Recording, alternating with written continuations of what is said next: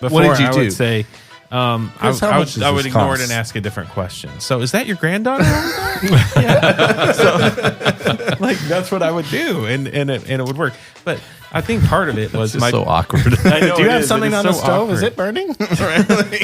Yeah, is there something? Do you smell that? Can I use your restroom real quick? Hello and welcome to the third episode of the Life Insurance Academy podcast. I'm your host, Austin Lopes-Severo, and I'm here with Chris Ball, Zach McElwain, and Roger Short. The LIA podcast takes you out of the classroom and into the conversations of top producing agents in life insurance sales so you can level up your business. For Cliff Notes, check us out at liapodcast.org or on Facebook, Twitter, and Instagram at Life Insure Acad.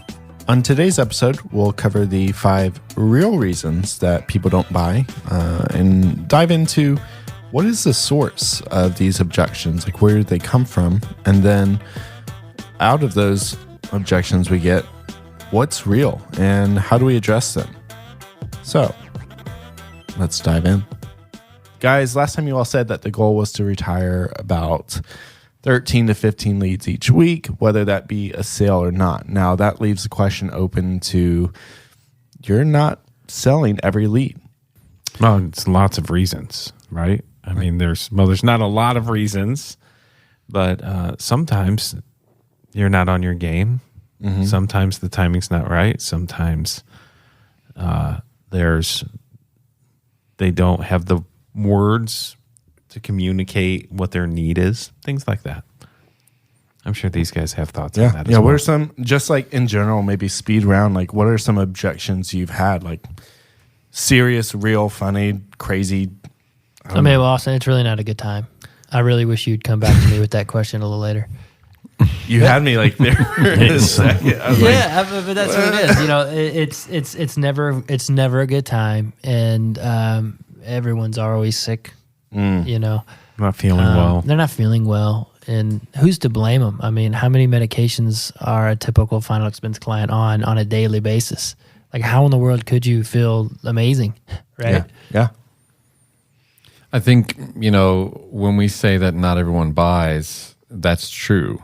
I mean, we're the same. If you've ever sat with somebody who's been trying to present a product which you have an interest in, but you don't know if you're ready to move forward or not, there are things that hold you back, right? And so some people are charging through with their sales pitch, right? And I'm sure at some point, someone's walked onto a car lot before, and anybody in the car business says, who's got the next up, right? The next up is, okay, who's the next poor sap that's going to drive into this, park in the visitor section and step out?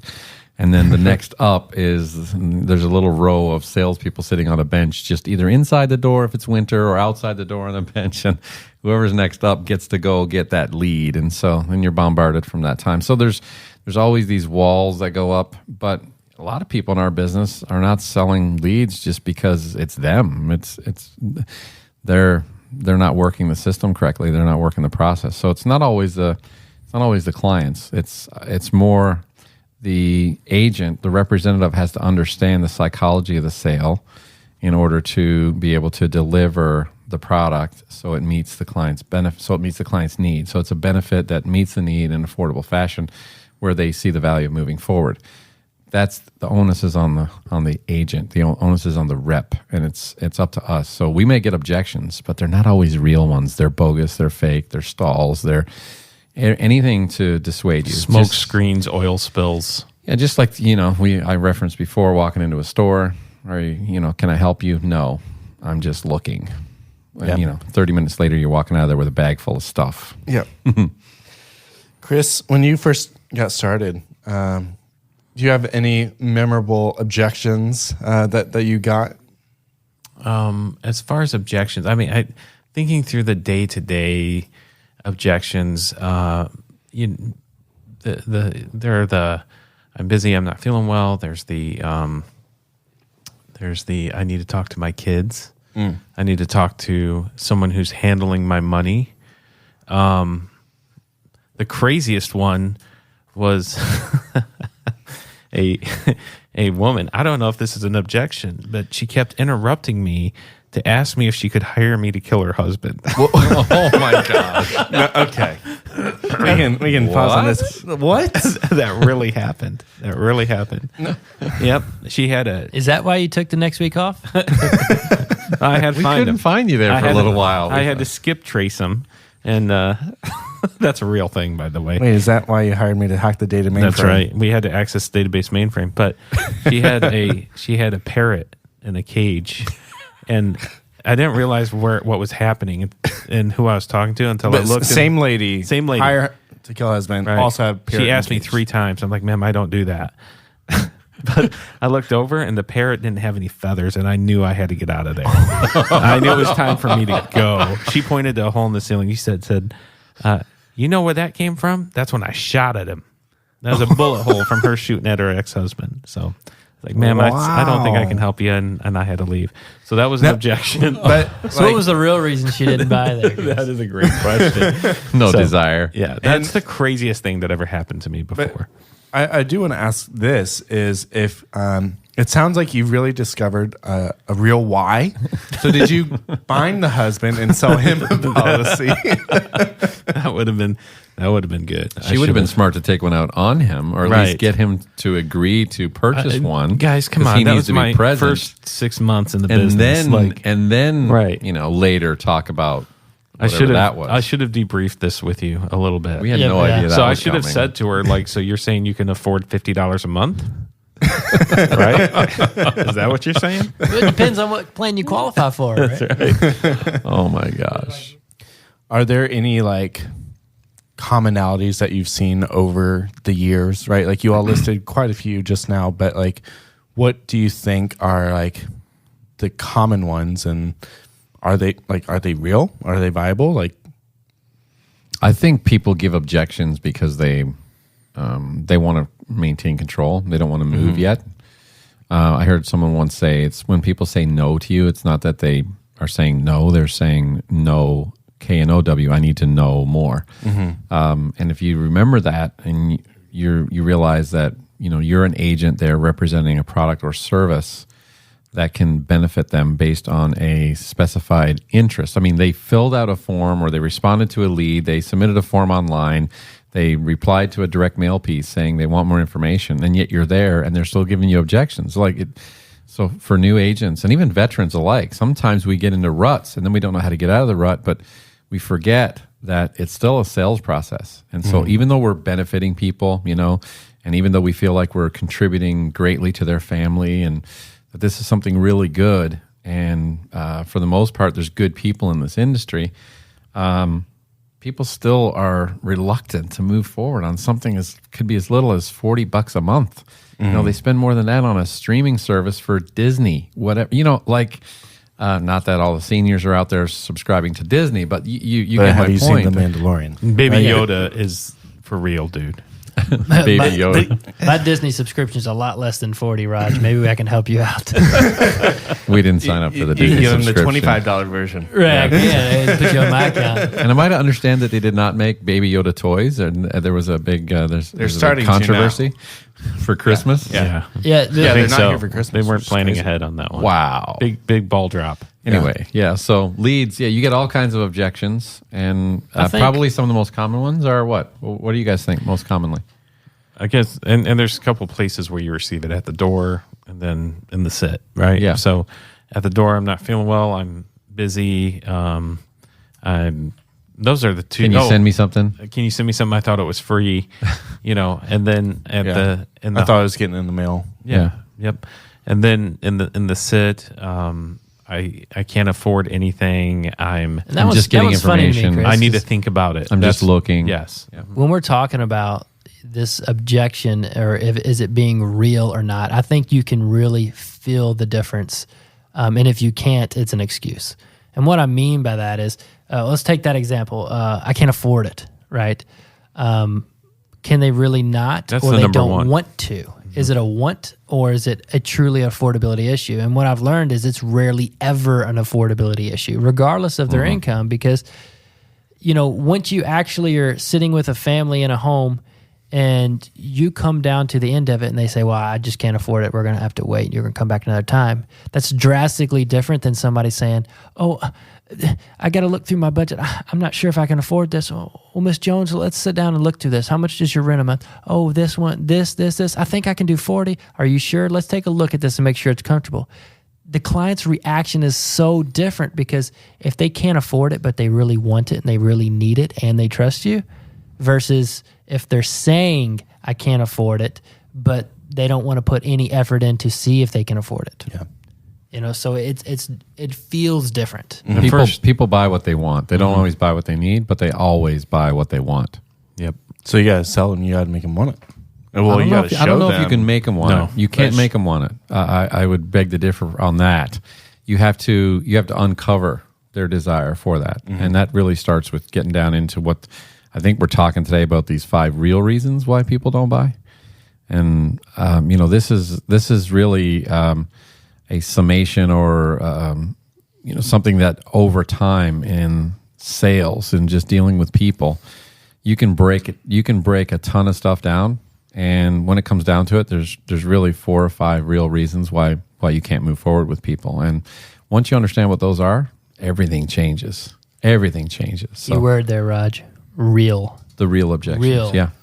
It's always on the front side without enough information. It is always about money. Always. And it's never about money. That's what's crazy. Yeah. Always about money, but it's never.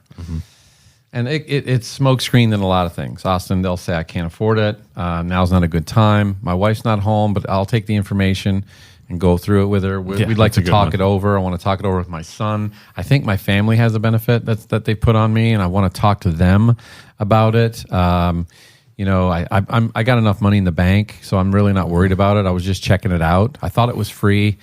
Like, I already have a policy. This is already taken care of. I already have regular life insurance, so I'm good. Like, you'll hear tons of things. I'm getting overwhelmed just hearing you all say all these, right? And Austin, that's from one client. Yeah. Or at least one day's worth of client. Potential clients. So, like, do you all confront every one of those when you hear it? Like, I mean, my natural tendency is avoid conflict and confrontation. Like, that's just my personality. Wrong house. Right? Like, So Austin's the guy that come back next month. Okay. He shows back up next month. Try next week. Okay. Eventually, Austin, 6 months later, if you're trying to run this one lead, what are you eventually going to do? Right. You start to realize But he's doing that on every other lead. And so at the end of 3 weeks, he's like, I'm starving to death. I'm not going to make it. So, like, that's a nice thing about a podcast is you can't see me, but it would take me way less than 3 weeks to starve on those excuses. But, like, really, like, so they give you at the door, like, do you handle it then? Do you brush it off? Like, is it like you're getting bullied in the playground and you're just like, your dad's like, oh, just brush it off, sticks and stones, or like, do you handle You punch a bully in the nose, Austin. I don't know what your dad's telling you. So you punch the client, right? Like, What do you do? I think there's a couple things here, and I think for the purpose of this segment that we're doing today, probably like when you're sitting with them and you're actually giving a presentation, because you can get objections along the way at different spots. If you're phoning to set appointments, you're going to get them on the phone. If you're going to do home visits and knock on a door for a lead that you have, and you're stopping by to see if they're home, and you're doing what we would call door knocking, you're not really going door to door randomly. You're actually going to visit the homes of the people who requested information. So you're going to get objections there, and that might be a conversation for another podcast. But when you're sitting with somebody and you've gone through the content, or you're going through the content and you're getting objections, you have some time to respond. And so I think the question that a lot of new agents and even veterans alike, and I'll say veterans because there's been people that are in this industry and we run across them for a long time. They call us up. They're, hey, what are you guys doing? They want to partner with us, or, they may be looking for leads or contracts or whatever. And you find out they've been in the industry for 8 or 10 years, but they've never really broken through to any significant financial success. Like, they're eking out a living, but they're not doing that well. And they still haven't figured out some of these basic fundamentals. And so most of these people are wondering, is it the leads? Is it something else? And so they keep looking for another way instead of trying to understand the psychology of the sale, what every person wants to know, what needs to be addressed every time so that you can uncover most of those objections. I think one of the, you asked a question, do you handle those objections? When I first started in sales, I would try to answer that objection. Well, how much is this going to be?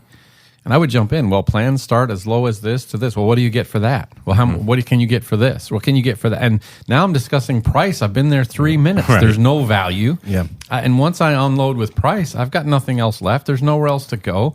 And then, well, let me think about it. I've got someone else coming tomorrow. Thank you. And you're out. Yeah. So is answering an objection the right thing to do, even though they're asking you a direct question? Chris, what do you do in that situation? Yeah, I was famous when I first started of just completely ignoring it, just completely ignoring it and moving forward, and it worked for me. Like many times it worked. So if for I'm me. a client, I'm like, well, how much does this cost? Right What are you now doing today? No, but like then, yeah, like, before what did you do? I would say. I would ignore it and ask a different question. So, is that your granddaughter? Yeah. So, like that's what I would do, and it would work. But I think part of it was so awkward. I know, do you have is. something on the stove? Awkward. Is it burning? Yeah, is there something? Do you smell that? Can I use your restroom real quick? Yeah. Don't make eye contact. No. We'll get to that in a moment, Mrs. Smith. That's fine. And then go ahead and start asking your questions and connecting with them. Yeah, I think the biggest thing here there? is to understand why you received that objection. Right. Not just always, being on your heels because you're getting knocked back in every sit because you're not prepared for it, or what are they going to ask me? I'm nervous. Are they going to ask this or that? But it's being prepared for them, and when you get them, to learn from them so you can prevent them. I'm a big thing, and it's taken every sit I had, even the ones you sell and even the ones you don't sell, and learning from those to the point where the next time you're in a sit, you're able to prevent that thought or that reason or that objection that's going to come up from even happening. And I know, in the system that we teach, in the presentation that we teach, it's to eliminate all of those so the sell is seamless, but at the same time, the client is getting all of their information they need. And we're able to find the need and move through those reasons with them. So, Roger, earlier you had mentioned that there's 5 real reasons that people don't buy, not at the door, but during your sit. Let's dive into what those are. No trust, no need, no want or desire, and no urgency to make a decision today. And no money, or what is the money issue to prevent you from doing this? Affordability, available funds, those types of things. So you have to overcome the financial piece. So once you know that those 5 things are going to be in play, then address them yourself. Don't wait for that to come up as an obstacle, as a hurdle that you need to overcome later, hoping that they weren't going to bring it up. If you raise them and address them, for the most part, you remove them from the table. So I think it all starts out with trust. I mean, I know for most of you guys, for Chris and Zach, when they started out, they were wondering whether they needed to trust me. Right. When I talked to them about even getting into this business. Right. Mm-hmm. Is this something I want to do? Chris was hesitant. Zach initially said no, and now they're tremendously successful in this industry. But even though they knew me, I still had to bring them across the line. So I still had to earn trust and overcome some of those questions. And I think that's innate in most of us. I think you can gain trust once you're in the home and you're in a sit, and if you're an engaging human being and show some care and compassion, and we'll talk some other day about that. But at the door, I think people are saying no to a salesman. They're saying no to you sitting in their house for a long time. They're saying no to being embarrassed about their living conditions in some cases, not in all cases. So they're not even saying no about a policy or their need. They're just saying no to this factor that you are a strange person coming to their door. You specifically. Me specifically. Yes. And that is a trust issue from the very get-go. But those are some examples of trust that you have to address and overcome as a salesperson. So they may have need, but you might never get to the need part because you didn't even overcome trust to get to the need. So they might say, I'm not interested, I don't need it, I've already got it covered. But what they're really saying is, I don't know you, I don't trust you. You're going to be here all day. Their thoughts and their words are different. It's like Jedi mind tricks, and you got to figure them out. Yeah, the trust really unlocks the emotion, and it really allows them to tell you why it's really important, because if you don't have that, then the only thing they need to know is why you're here and how much is it going to cost. Yeah. Yeah. Trust. It all starts there. I mean, you can talk about money. You can talk about their need. You can talk about how much the benefit is, what it'll do for their family. If they think you're shady, you got no chance. I mean, we break it down. So a lot of the agents that work with us, they do door knocks in final expense. So the first time they're actually contacting or making contact with the person who responded, either online or on a direct mail lead, is when you roll up into their driveway, because they didn't call to preset an appointment. So where do you think the trust building starts? I mean, Austin, if I was going to throw it back to you, and where do you think the trust building starts if you're rolling up into their driveway and they've had no prior contact with you? I mean, my dog's freaking out. I'm wondering what's going on. Who's the stranger in the yard? And then they're approaching the door, and I'm like, why are you coming to my door? Because I would, in my mind, have no reason for anyone to come to my door that I don't know. And if you saw someone coming to a door with a briefcase in their hand, or a bag, or a computer bag over their shoulder with papers and a pen, and they're walking up to your door, now what are you thinking? Either in legal trouble for something I didn't know, they're at the wrong house. Oh, you know what you did. No. Or what else could it be? It could be someone trying to persuade me into a religion. It could be... Yeah. Someone trying to sell you a new satellite dish. Yeah. Because they're all wearing a red shirt with like a lanyard, Right. And so, it could be Jake from State Farm. None of those sounds like they really excite you very much. Like you're not, No. So where does the trust building start then? If you're rolling up, where does it actually start? It starts where? From the moment they get out of the car. From the moment you roll, that car rolls up into their driveway. So our approach, I guess, really starts there. Yeah. Like, especially if that's your mode of contacting your leads and your first point of contact. Like, we teach that it starts right there. So what does that look like, and how does it feel for the people looking through the window? What do you guys do? Oh, well, I pull up, wave, smile. I'm jolly, Mr. Jolly Pants. As I walk up, I'm just friendly and engaging. But I do think Engaging with who? I'm look engaging. I'm smiling. You're and waving smiling right now, on waving a at me. podcast that Yes, you cannot see. To you be probably fair, can hear Chris it in my always voice. looks lost. I So do. where's that poor guy growing? What is they he feel looking for? sorry for me, but perception is reality on some levels. If I show up and I'm wearing a T-shirt with pizza stains on it and dirty cutoffs, Yeah. maybe it would help. Time out. Do you have Just this kidding. outfit? No. Huh? No, I don't have this outfit. Yes, okay, I do. I sent wear it to parties. But You have lots of those from your youth ministry days. Yes. The cutoffs, I'm not curious. That's not the right word. You were. But the door knocking. I want to be clean and presentable. I mean, I want to look nice and presentable to somebody, because there is some perception. So yeah, I pull up, my car's running. I take my clipboard up to the door, smiling, waving. Why is your car running? Because I don't want them to feel like I'm moving into their house. So you leave it running the whole time? Well, no. When they answer the door and we have our exchange, and then I tell them I'm going to be back, I'm going to go get your stuff, I'll be right back. Go back to my car, get my stuff or their information, beep, beep. But I want to go... Beep, beep. Like lock my door, beep, beep. I thought that might have been a Wile E. Coyote thing. Beep, beep.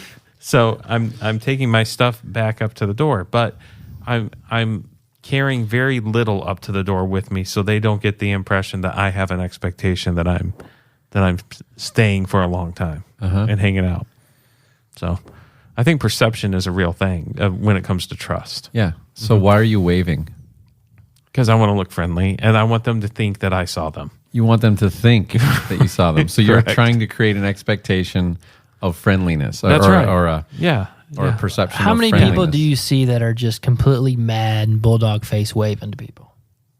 No, not many. Nobody. No, it doesn't happen. So it automatically can change their mood, because Or a lot smiling. of our clients mimic our mood. If we're in a bad mood, they're in a bad mood. If we're feeling sick, they're always feeling We look sick. nervous. They're definitely They're nervous. definitely no nervous. kidding. So if you're happy and joyful and smiling and waving, Confident. we want them to immediately crack a little smile without them knowing it while they're creeping through their blinds of their home, right? As they're approaching the door. Right. It just kind of throws them off guard. I mean, a favorite opening line is when they come to the door after you knock and they come to the door is, "Hi, my name is Roger.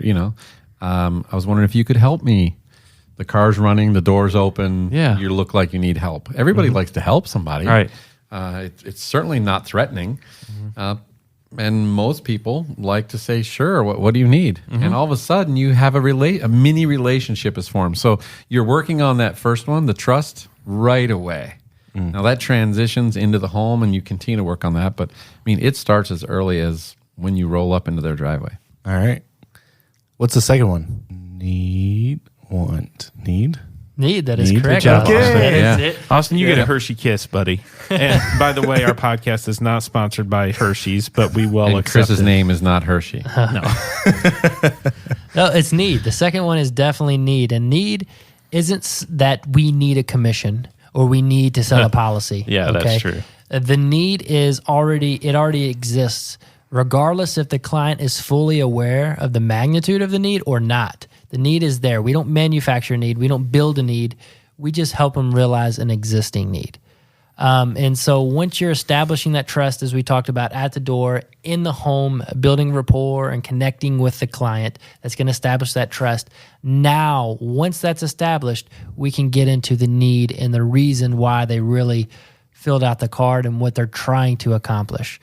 And from my experience, most of the time, the full need isn't always exactly what the client thinks it is. They may say, "I just need something for my burial." When we may discover by talking to them and connecting them and really getting to know their family as if I'm a new member of their family, like on that level, and realizing, oh, well, what happens if the husband passes away? Then the wife is going to have enough money for burial, but she's not going to have any money to live off of because he makes the majority of the income. And she's not going to be able to afford everything if he passes away. So we like to call that loss of income. So they may not be apparent or aware of all the need that is in that home, but that's a good thing because we're the professionals. We're the ones that do this for a living. We're the ones that sit with multiple families. We've had families we've sat with that have passed away. We have families of young families that just started a policy and most likely won't for years. And we have everything in between. So with our experience and understanding this demographic and what would happen if they don't have insurance allows us to check all the boxes with this particular family to identify the full need in this household. But we're not telling them. It's the biggest trick and the biggest tip. We're not telling them what their need is. Yeah, one thing you said at the beginning there was it's not like, or maybe it's one thing you didn't say, but you didn't say, I'm going to, I built their trust, now I can give them the presentation. You said, I built their trust, and now I'm pursuing them. Like, I'm discovering their need. Like, you still not mentioned the presentation. It's because the presentation is a tool. It is to help us uncover these reasons and go through these 5 reasons and really help a client. It's not, the goal isn't to go do a presentation, it's to cover these things. And the presentation is like the training wheels. It helps us slowly walk through and make sure we don't skip any steps while doing this. But the biggest thing about need, like I said, is not telling them what that need is. Because once again, everybody wants to buy, but nobody wants to be sold. It's understanding what the need is with listening with our eyes and our ears while we're in the home and getting to know them, but asking questions, really good questions, so they realize what their own need is. I'm not saying, Austin, you need this for this person, you need that for that, and if you pass away, you need to take care of this, because you're going to feel like I'm trying to sell you something. It's, what would happen if you passed away today? What would your fiance do? How would that impact you? How would that make you feel? And then as you're processing my questions, you're going, oh, crap, I really need this, and I need more than I thought. That is identifying the need and then getting them to realize that need. But once again, I'm not telling you what you need. You're telling yourself what you need. I'm just helping you hear yourself, if that makes any sense. Yeah. I mean, ultimately, I think what a lot of agents, when they jump into this business, they get these leads and they maybe go do a ride along or two with somebody else who's done it, and they just see them walk in. So, what were you thinking about when you filled out this card? So you're looking for some more burial insurance. Do you have any in place now? Okay, what do you have now? I think we can do a better price than that. So most funerals are, about $10,000. So how's your health?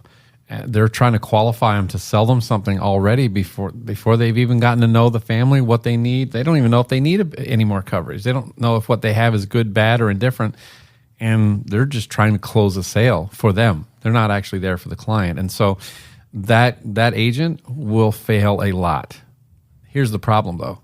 That agent, based on the lead gen, and if you're with a reputable lead gen company who's producing some decent leads that you can just work the numbers that we've talked about in previous podcasts, you're going to run into people who want to buy a policy. And so they'll get lucky on 2 or 3 what we call laydowns, and they think, well, I'm just going to do this every time.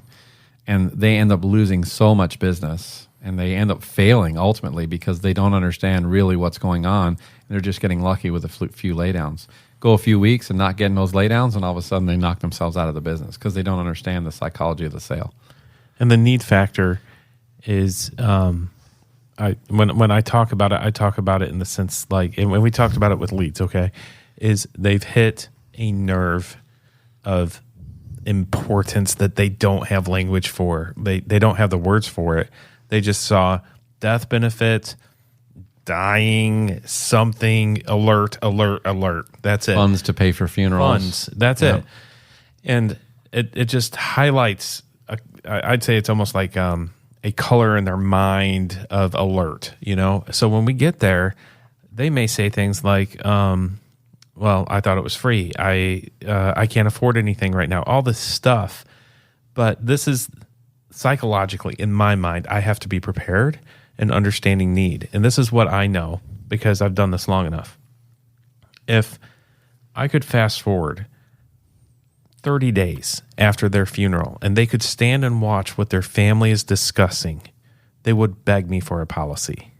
They would beg me for it, regardless of how much they had, because it's never enough. It is never enough because the wife still has to figure out what to do. Is she going to go live with her sister? Is she going to live with her daughter? That my conviction level is affected by what I believe about need. Yeah. What I believe about trust and these 5 reasons. And if I don't know those things, then I'm just, just shooting in the sky. And you're firing off trying to find out if they have COPD or any heart issues and if they can qualify for a level benefit and if it's going to be this carrier or that. And you're getting excited and counting your commission before you even know what they need. Yeah. And you're getting ready to give a price. Yep. Yeah. So my understanding and value on their need that they don't even know yet the language I use is emotionally excavate. Like the sands of time have blown over these bones of need, and the only thing I can do is pull out some brushes and start investigating in their personal life where that need is. What are their relationships? What matter to them most? How long have they lived in this house? I remember one sale we had where an agent had sold, I think it was like a burial or cremation plan, and I'm sitting with this mom. There's 30 people in this house, 30 people. And it's a double wide, and there's so much energy and all this stuff. And I'm just talking to her, and I said, you're like the matriarch of this crew, aren't you? And she said, yeah. And I said, let me ask you, what would happen if something happened to you and this place wasn't here for your family? Like, she melted. Like, emotionally, she melted because she didn't even consider what would happen if that double wide, wasn't there. Her special safe place in the universe for her entire family wasn't there. And we wrote we wrote a lot of money in that because then other needs got kicked up on other family How many members. applications was that? I spent $70 on pizza in that house. And I think we might have wrote 12,000. I think it was 12,000 in that house. It was a whole bunch of apps that were premium and annualized premium. Not in benefit, but in premium. Right. But here's the crazy thing. How much benefit? Oh, tons. I mean, there were term policies. Probably too much to count. There were $200,000 worth of product. I mean, it was It was phenomenal. That family was blessed. I was blessed. Had a great time. Ate pizza like I was a youth pastor again. You know, There he is. all that stuff. And at the end of the day, she filled that card out, maybe looking for $5,000 for a cremation plan. Right. She hit her funny bone on need. Like it was the nerve on her heart that was affected, but she didn't have the language for it. All I could do was just start asking questions. Yeah. So when we rush through those things, and we're racing through to get to the end, we're not addressing the real reasons. And then when we get to the end, they say, well, let me think about it. And so we'll have agents that call us back and say, I had 4 presentations today, but I didn't close any, but the one of them said they're going to think about it, and I got to call them back tomorrow. Yeah, they're not calling back. First of all, what happened? Well, they all said they want to think about it, or it was a little too high, and they were going to look at their budget. Those are responses given to people who haven't addressed these 5 real reasons, because there was one of the real reasons why. Now, it might have been affordability. It might have truly been a cash flow issue, because that is one of the reasons. Right. But 90% of the time, that's what they say. And probably less than 10% of the time, it's the real issue. Correct. So the agent didn't hit all of those in one shot in one day. Something else wasn't addressed. And the trust need, they build on each other, right? Yeah. And this need factor, and this is what Zach was saying about asking good questions. A verbalized need becomes a want. Yeah, which is number 3. Right. And that was my next question is like, so need and want seem very similar to me. Like why is want a separate kind of objection in this if it's so similar? Oh, and we're actually going to stop it right there for today's episode. Thanks so much for listening to the Life Insurance Academy podcast. For Cliff Notes, links to some of the resources we talked about today, and a written out version of the episode, visit liapodcast.org/EP3. That's liapodcast.org/EP3. If you enjoyed this podcast, make sure to subscribe wherever you're listening and follow us on Facebook, Twitter, and Instagram at Life Insure Acad. This episode of Life Insurance Academy podcast was hosted, edited, and mixed by me, Austin Lopes-Rivero. The episode was produced by Roger Short and myself. Our theme song is by Flashing Lights. We'll see you on next week's episode, where we'll finish out the 5 real reasons people don't buy, hitting want, urgency, and affordability. Until next time, drive safely and go be a difference maker.